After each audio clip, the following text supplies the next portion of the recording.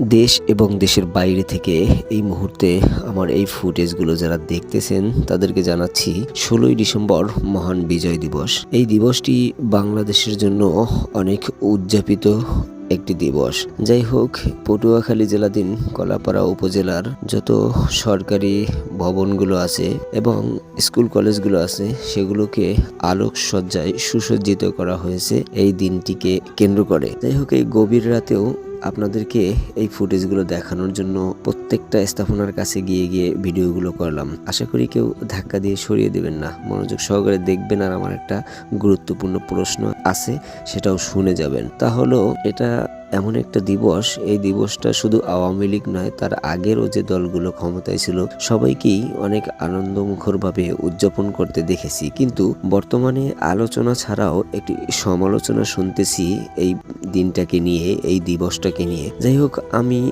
প্রশ্ন রেখে গেলাম, আপনারা কমেন্টে জানিয়ে যাবেন। আসলে আমরা তো জানি না অনেক কিছু, এরকমও কিছু থাকতে পারে। তবে কারো কাছে যদি ভালো কোনো তথ্য থাকে, এই বিষয়টা সম্পর্কে জানা থাকে, অবশ্যই কমেন্টে জানিয়ে যাবেন, যাতে করে অজানা জিনিসটাও আমরা জানতে পারি, না বোঝা জিনিসটাও আমরা বুঝে নিতে পারি। আপনাদের কাছে অনুরোধ রইল। যাই হোক, সবাই পাশে থাকবেন, ভালোবাসা দিবেন। আপনাদের ভালোবাসা নিয়ে সামনের দিকে অগ্রসর হওয়ার ইচ্ছা আমার। আর একটা কথা, আমি এই ভিডিও করতে গিয়ে অনেক সময় আমার দিক থেকে যেটা আমি সত্য এবং ন্যায়ের পক্ষে মনে করি এমন কিছু আপনাদের সামনে বলি বা দেখাই। সেক্ষেত্রে যদি কারো দিক থেকে একটু খারাপ মনে হয়, কারো দিক থেকে উল্টো দিকে চলে যায়, সবাই ক্ষমা সুন্দর দৃষ্টিতে দেখবেন।